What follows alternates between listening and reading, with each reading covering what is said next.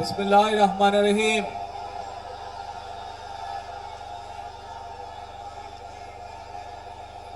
প্রিয় বাংলাদেশ, উপস্থিত প্রিয় মুরব্বীবর্গ, মঞ্চে উপস্থিত জাতীয় নেতৃবৃন্দ, আমার সামনে উপস্থিত প্রিয় ভাই ও বোনেরা এবং মিডিয়ার মাধ্যমে সমগ্র বাংলাদেশ থেকে যারা দেখছেন এই অনুষ্ঠান, প্রিয় ভাই বোনেরা, প্রিয় মা বোনেরা, আসসালামু আলাইকুম। প্রিয় ভাই বোনেরা, আজ প্রথমেই আমি রব্বুল আলামিনের দরবারে হাজারো লক্ষ কোটি শুকরিয়া জানাতে চাই। রব্বুল আলামিনের অশেষ রহমতে আজ আমি আমার প্রিয় মাতৃভূমিতে ফিরে আসতে পেরেছি আপনাদের দোয়ায়, আপনাদের মাঝে। প্রিয় ভাই বোনেরা, আমাদের এই প্রিয় মাতৃভূমি 1971 সালে লাখো শহীদের রক্তের বিনিময়ে অর্জিত হয়েছিল। ঠিক একইভাবে 75-এ আবার 7ই নভেম্বর আধিপত্যবাদীদের হাত থেকে রক্ষার জন্য সেদিন সিপাহী জনতার বিপ্লবের মাধ্যমে আধিপত্যবাদের হাত থেকে দেশকে রক্ষা করা হয়েছিল। একইভাবে পরবর্তীতে 90-এ স্বৈরাচারের বিরুদ্ধে এদেশের জনগণ, এদেশের খেটে খাওয়া মানুষ তাদের গণতান্ত্রিক অধিকারকে ছিনিয়ে এনেছিল। কিন্তু তারপরেও ষড়যন্ত্রকারীদের ষড়যন্ত্র থেমে থাকেনি। আমরা তারপর দেখেছি 2024 সালে, 71 সালে এই দেশের মানুষ যেমন স্বাধীনতা অর্জন করেছিল, 2024 সালে এদেশের ছাত্র জনতা সহ সর্বস্তরের মানুষ, কৃষক, শ্রমিক, গৃহবধূ, নারী, পুরুষ, মাদ্রাসার ছাত্র সহ দল মত নির্বিশেষে, শ্রেণী পেশা নির্বিশেষে সকল মানুষ সেদিন 2024 সালের 5ই আগস্ট এই দেশের স্বাধীনতা এবং সার্বভৌমত্বকে রক্ষা করেছিল। প্রিয় ভাই বোনেরা, আজ বাংলাদেশের মানুষ কথা বলার অধিকার ফিরে পেতে চায়, তারা তাদের গণতান্ত্রিক অধিকার ফিরে পেতে চায়। বাংলাদেশের মানুষ চায় তারা তাদের যোগ্যতা অনুযায়ী ন্যায্য অধিকার পাবে। প্রিয় ভাই বোনেরা, আজ আমাদের সময় এসেছে সকলে মিলে দেশ গড়ার। এই দেশে যেমন পাহাড়ের মানুষ আছে, এই দেশে একইভাবে সমতলের মানুষ আছে। এই দেশে মুসলমান, বৌদ্ধ, খ্রিস্টান, হিন্দু সহ বিভিন্ন ধর্মের মানুষ বসবাস করে। আমরা চাই সকলে মিলে এমন একটি বাংলাদেশ গড়ে তুলব আমরা, যেই বাংলাদেশের স্বপ্ন একজন মা দেখেন, অর্থাৎ একটি নিরাপদ বাংলাদেশ আমরা গড়ে তুলতে চাই। যে বাংলাদেশে একজন নারী, একজন পুরুষ, একজন শিশু যেই হোক না কেন, নিরাপদে ঘর থেকে বের হলে নিরাপদে ইনশাআল্লাহ ঘরে আবার ফিরে আসতে পারে। প্রিয় ভাই বোনেরা, এই দেশের জনসংখ্যার অর্ধেক নারী, 4 কোটিরও বেশি তরুণ প্রজন্মের সদস্য, 5 কোটির মতন শিশু, 40 লক্ষের মতন প্রতিবন্ধী মানুষ রয়েছেন, কয়েক কোটি কৃষক, শ্রমিক রয়েছেন। এই মানুষগুলোর একটি প্রত্যাশা আছে এই রাষ্ট্রের কাছে, এই মানুষগুলোর একটি আকাঙ্ক্ষা আছে এই দেশের কাছে। আজ আমরা সকলে যদি ঐক্যবদ্ধ হই, আজ আমরা যদি সকলে প্রতিজ্ঞাবদ্ধ হই, তাহলে আমরা এই লক্ষ কোটি মানুষের সেই প্রত্যাশাগুলো পূরণ করতে পারি ইনশাআল্লাহ। প্রিয় ভাই বোনেরা, ৭১ সালে আমাদের শহীদরা নিজের জীবন উৎসর্গ করেছিলেন এই রকম একটি বাংলাদেশ গঠনের জন্য। বিগত 15 বছর স্বৈরাচারের বিরুদ্ধে শত শত হাজারো গুম খুনের শিকার হয়েছে শুধু রাজনৈতিক দলের সদস্য নয়, নিরীহ মানুষের প্রতিবাদ করতে গিয়ে অত্যাচার নির্যাতনের শিকার হয়েছে, জীবন দিয়েছে। 2024 সাল মাত্র সেদিনের ঘটনা। কিভাবে আমরা দেখেছি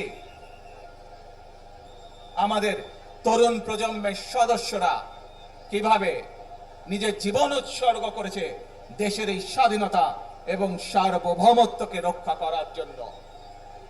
প্রিয় ভাই বোনেরা, কয়েকদিন আগে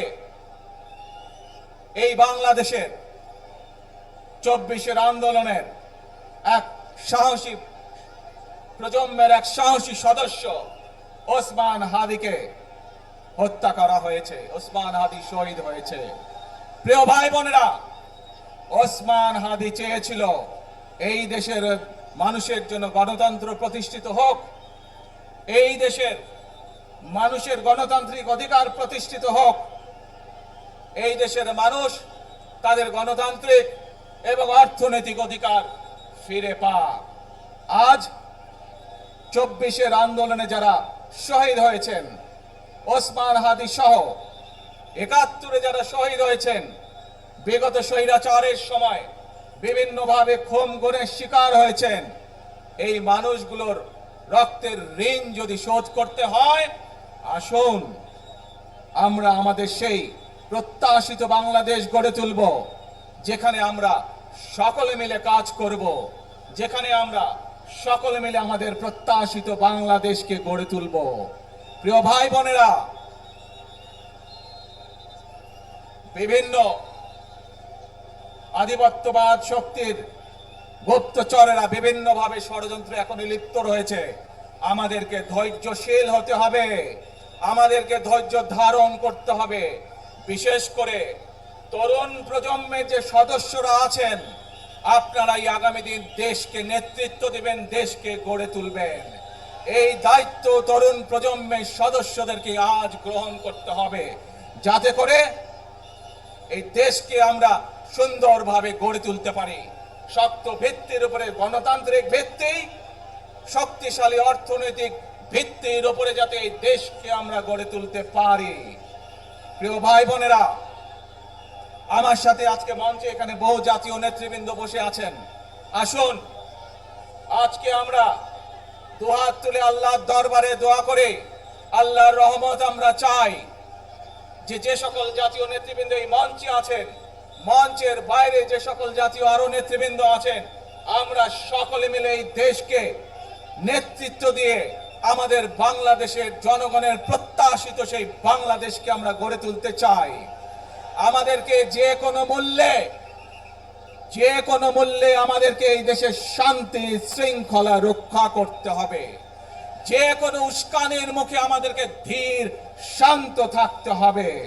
প্রিয় ভাই বোনেরা, আমরা দেশের শান্তি চাই, আমরা দেশের শান্তি চাই, আমরা দেশের শান্তি চাই। প্রিয় ভাই বোনেরা, মার্টিন লুথার কিং নাম শুনেছেন না আপনারা? নাম শুনেছেন তো আপনারা?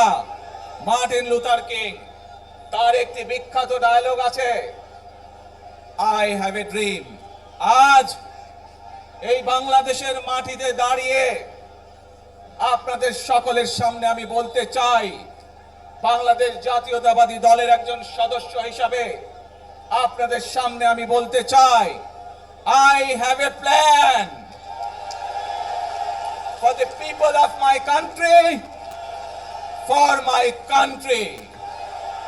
আজ এই পরিকল্পনা দেশের মানুষের স্বার্থে, দেশের উন্নয়নের জন্য, দেশের মানুষের ভাগ্যের পরিবর্তনের জন্য যদি সেই প্ল্যান, সেই কার্যক্রম, সেই পরিকল্পনাকে বাস্তবায়ন করতে হয়, প্রিয় ভাই বোনেরা, এই জনসমুদ্রে যত মানুষ উপস্থিত আছেন, এই সারা বাংলাদেশে গণতন্ত্রের শক্তি যত মানুষ উপস্থিত আছেন, প্রত্যেকটি মানুষের সহযোগিতা আমার লাগবে। প্রত্যেকটি মানুষের সহযোগিতা আমাদের লাগবে। আপনারা যদি আমাদের পাশে থাকেন, আপনারা যদি আমাদেরকে সহযোগিতা করেন, ইনশাআল্লাহ আমরা আই হ্যাভ এ প্ল্যান বাস্তবায়ন করতে সক্ষম হব। আসুন আমরা আল্লাহ রাব্বুল আলামিনের দরবারে হাত তুলে প্রার্থনা করি, আমরা যেন, হে রাব্বুল আলামিন, হে একমাত্র মালিক, হে একমাত্র পরওয়ারদিগার, হে একমাত্র রহমত দানকারী, হে একমাত্র সাহায্যকারী, আজ আপনি যদি আমাদেরকে রহমত দেন, তাহলে আমরা এই দেশের মানুষ কঠোর পরিশ্রম করার মাধ্যমে আমাদের প্রত্যাশিত বাংলাদেশকে গড়ে তুলতে পারবো। আজ যদি আল্লাহর রহমত এই দেশ এবং এই দেশের মানুষের পক্ষে থাকে, আল্লাহর সাহায্য, আল্লাহর দয়া এই দেশের মানুষের উপরে, এই দেশের উপরে থাকে, ইনশাআল্লাহ আমরা আমাদের প্রত্যাশিত বাংলাদেশ গড়ে তুলতে সক্ষম হব। প্রিয় ভাই বোনেরা, আজ আসুন আমরা সকলে মিলে প্রতিজ্ঞা করি, আমরা সকলে মিলে প্রতিজ্ঞা করি যে ইনশাআল্লাহ আগামী দিনে দেশ পরিচালনার দায়িত্বে যারা আসবে, আমরা সকলে নবী করিম সাল্লাল্লাহু আলাইহি সাল্লামের যে ন্যায়পরায়ণতা, সেই ন্যায়পরায়ণতার আলোকে আমরা দেশ পরিচালনার সর্বোচ্চ চেষ্টা করব। প্রিয় ভাই বোনেরা, আজ আপনারা জানেন এখান থেকে আমি আমার মা দেশনেত্রী খালেদা জিয়ার কাছে যাব। এই একটি মানুষ, যে মানুষটি এই দেশের মাটি, এই দেশের মানুষকে নিজের জীবনের থেকেও বেশি ভালোবেসেছেন, তার সাথে কি হয়েছে আপনারা প্রত্যেকটি মানুষ সে সম্পর্কে অবগত আছেন। সন্তান হিসাবে আপনাদের কাছে আমি চাইবো, আজ আল্লাহর দরবারে আপনারা দোয়া করবেন যাতে আল্লাহ ওনাকে তৌফিক দেন, উনি যাতে সুস্থ হতে পারেন। প্রিয় ভাই বোনরা, সন্তান হিসাবে আমার মন আমার মায়ের বিছানার পাশে পড়ে আছে সেই হাসপাতালের ঘরে, কিন্তু সেই মানুষটি যাদের জন্য জীবনকে উৎসর্গ করেছে, অর্থাৎ আপনারা এই মানুষগুলোকে, যাদের জন্য দেশনেত্রী খালেদা জিয়া জীবন উৎসর্গ করেছেন নিজের জীবন, সেই মানুষগুলোকে আমি কোনোভাবেই ফেলে যেতে পারি না। এবং সেজন্যই আজ হাসপাতালে যাবার আগে আপনাদের প্রতি সহ টেলিভিশনগুলোর মাধ্যমে যারা সমগ্র বাংলাদেশে আমাকে দেখছেন, আপনাদের সকলের কাছে কৃতজ্ঞতা প্রকাশ করার জন্য আজ আমি এখানে দাঁড়িয়েছি আপনাদের সামনে। প্রিয় ভাই বোনেরা, আসুন আমাদেরকে আজকে নিশ্চিত করতে হবে, আমরা যে ধর্মের মানুষ হই, আমরা যে শ্রেণীর মানুষ হই, আমরা যে দলেরই রাজনৈতিক দলের সদস্য হই অথবা একজন নির্দলীয় ব্যক্তি হই, আমাদেরকে নিশ্চিত করতে হবে যে কোনো মূল্যে আমরা আমাদের এই দেশের শান্তি শৃঙ্খলাকে ধরে রাখতে হবে। যে কোনো মূল্যে যে কোনো বিশৃঙ্খলাকে পরিত্যাগ করতে হবে। যে কোনো মূল্যে আমাদেরকে নিশ্চিত করতে হবে যাতে মানুষ নিরাপদ থাকতে পারে। শিশু হোক, নারী হোক, পুরুষ হোক, যে কোনো বয়স, যে কোনো শ্রেণী, যে কোনো পেশা, যে কোনো ধর্মের মানুষ যেন নিরাপদ থাকে, এই হোক আমাদের চাওয়া আজকে। প্রিয় ভাই বোনেরা, আসুন প্রিয় ভাই বোনেরা, সবাই মিলে আজ আমরা প্রতিজ্ঞাবদ্ধ হই, সবাই মিলে করব কাজ। কে জোরে আরো, সবাই মিলে করব কাজ, গর্ব মোদের বাংলাদেশ। ইনশাআল্লাহ আপনাদের সকলের কাছে দোয়া আছে, আবারও সকলকে যে কোনো মূল্যে দেশে শান্তি শৃঙ্খলা রক্ষার আহ্বান জানিয়ে যে কোনো বিশৃঙ্খলাকে পরিহার করে ধৈর্যের সাথে মোকাবেলা করার আহ্বান জানিয়ে আমার বক্তব্য শেষ করছি। আবারও আপনাদের কাছে কৃতজ্ঞতা প্রকাশ করছি আজকে আমাকে এইভাবে বরণ করে নেওয়ার জন্য। আল্লাহ হাফেজ। বাংলাদেশ জিন্দাবাদ, বাংলাদেশ জাতীয়তাবাদী দল জিন্দাবাদ। আসসালামু আলাইকুম।